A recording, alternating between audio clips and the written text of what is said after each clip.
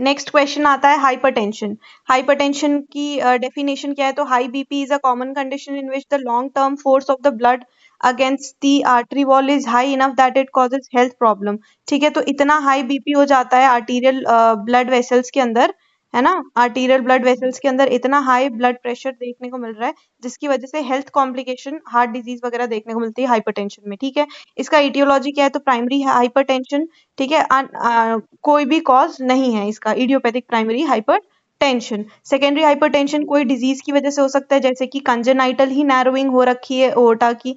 ठीक है, तो congenital narrowing of the aorta renal disease की वजह से, कुशिंग सिंड्रोम में हो जाता है, स्लीप एपनिया में, सिरहोसिस ऑफ द लीवर में भी इंपॉर्टेंट है कि हाइपरटेंशन होता है सिरहोसिस ऑफ द लीवर में, कोकेन यूज की वजह से भी बीपी बढ़ जाता है, और ओरल कॉन्ट्रासेप्टिव पिल्स खाने की वजह से भी ओसीपी। ठीक है, तो सेकेंडरी हाइपरटेंशन के कॉज क्या क्या हो गए? कंजेनाइटल ही नैरोइंग हो रखी है एओर्टा की, renal disease, liver disease, cirrhosis of the liver, Cushing syndrome, sleep apnoea, cocaine और ओसीपीज मेडिकेशन लॉन्ग टर्म में खाने से। फिर रिस्क फैक्टर्स इसके क्या क्या हैं बीपी के?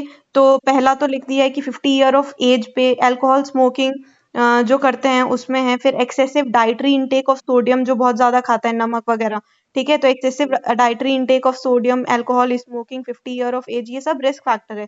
फिर मेल्स के अंदर ज्यादा कॉमन होता है, फैमिली हिस्ट्री प्रेजेंट अगर है तो वो रिस्क फैक्टर है। ओबेसिटी, स्ट्रेस और सिडेंट्री लाइफस्टाइल, ये सब जो है ना वो उसका रिस्क फैक्टर है।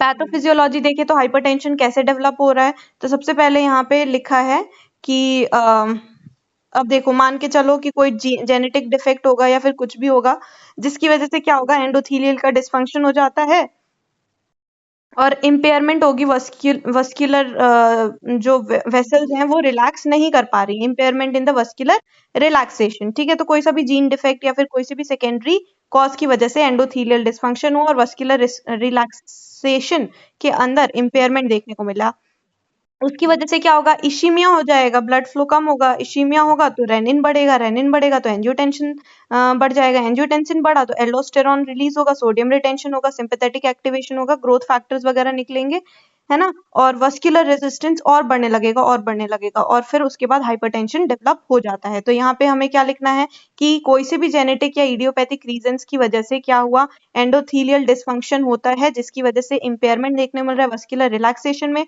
वस्कुलर कंप्रेशन होगा, इश्मीया होगा, रेनिन बढ़ा, एंजियोटेंसिन बढ़ा, एल्डोस्टेरॉन निकलेगा तो सोडियम रिटेंशन होगा, sympathetic activation, growth factors release होते हैं और जिसकी वजह से वस्कुलर रेजिस्टेंस और बढ़ेगा और हाइपरटेंशन हो जाएगा।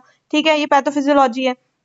अब हाइपरटेंशन में क्या देखने को मिलेगा? क्लिनिकल फीचर, तो एज सच कुछ क्लिनिकल फीचर नहीं है, क्योंकि इसीलिए इसको साइलेंट किलर डिजीज भी बोलते हैं हाइपरटेंशन को। अब इसमें सीवियर हेडेक, हाइपरटेंशन में क्या बहुत हेडेक देखने को मिल सकता है, dizziness, nausea, vomiting, chest pain, confusion, epistaxis, epistaxis होगा, इतना हाई बीपी होगा तो छोटी छोटी कैपिलरीज टूटने लगेंगी अपनी नोज वाली। ठीक है, तो एपिस्टेक्सिस हो सकता है, शॉर्टनेस ऑफ ब्रेथ हो सकता है, यहाँ पे फटीगनेस, इरेगुलर हार्ट बीट देखने को मिलेगा। तो यहाँ पे सिम्टम्स बहुत ही कॉमन सिम्टम्स हो गए कि जैसे सीवियर हेडेक हो गया, डिजीनेस, नोजिया, वॉमिटिंग हो गया, चेस्ट पेन हो सकता है, कंफ्यूजन हो सकता है, एपिस्टेक्सिस हो सकती है, शॉर्टनेस ऑफ द ब्रेथ हो सकता है, फटीग और इरेगुलर हार्ट बीट। डायग्नोसिस कैसे करेंगे? तो हम सबसे पहले हिस्ट्री कलेक्शन, उसकी लाइफस्टाइल वगैरह देखेंगे, फिजिकल एग्जामिनेशन करेंगे, है ना, मेडिकल हिस्ट्री ऑफ डायबिटीज वगैरह, कंप्लीट ब्लड काउंट देखेंगे, चेस्ट एक्सरे देखेंगे, ईसीजी देखेंगे। ठीक है, चेस्ट एक्सरे करवा लेंगे और ईसीजी करवा लेंगे। फिर मैनेजमेंट कैसे करेंगे? लाइफस्टाइल मॉडिफिकेशन, वेट को रिड्यूस करो, डैश डाइट उसको देते हैं, डैश डाइट, डाइटरी अप्रोच एक ढंग का बना के, ताकि हाइपरटेंशन जो है ना वो कम हो, to stop the hypertension, dietary approach to stop the hypertension. फिर उसके बाद रिड्यूस द अल्कोहल, एक्सरसाइज करो, स्ट्रेस को मैनेज करो तुम, इस तरीके से हम उसको लाइफस्टाइल मैनेजमेंट कर रहे हैं। और फार्माकोलॉजिकल थेरेपी में डायूरेटिक्स देते हैं हम उसको, फ्रूसिमाइड देते हैं, बीटा ब्लॉकर्स देते हैं, प्रोपेनालॉल, अल्फा अल्फा ब्लॉकर्स देते हैं। ठीक है, beta blockers, alpha blockers, vasodilators देते हैं, सोडियम नाइट्रोक्लोसाइड। ठीक है, एस इनहिबिटर्स देते हैं, कैल्शियम चैनल ब्लॉकर्स भी। इस तरीके से हम मैनेज करते हैं हाइपरटेंशन वाले पेशेंट को। ठीक है, तो हाइपरटेंशन क्या होता है? हाई बीपी होती है, कॉमन कंडीशन होता है यहाँ पे, और इसकी वजह से हार्ट अफेक्शन ज्यादा देखने को मिलता है। इसका इटियोलॉजी प्राइमरी और सेकेंडरी है। प्राइमरी इडियोपैथिक होता है, सेकेंडरी जो है ना उसमें एलिवेशन ऑफ बीपी देखने को मिल रहा है congenital narrowing of aorta, renal disease, Cushing syndrome, sleep apnoea, cirrhosis of liver, cocaine वगैरह की यूज की वजह से, ओसीपी की यूज की वजह से, रिस्क फैक्टर जो है वो उसकी age, accessory dietary intake of sodium वगैरह, obesity, stress, sedentary lifestyle, alcohol smoking वगैरह 50 ईयर्स प्लस में होता है कॉमन।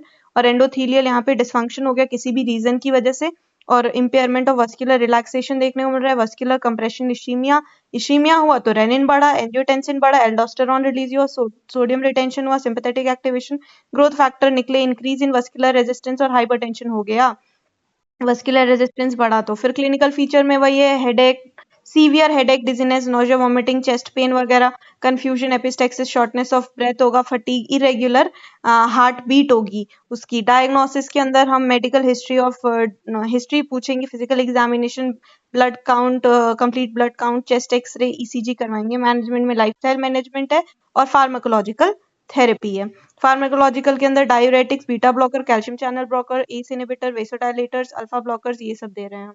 ये हो गया हमारा हाइपरटेंशन।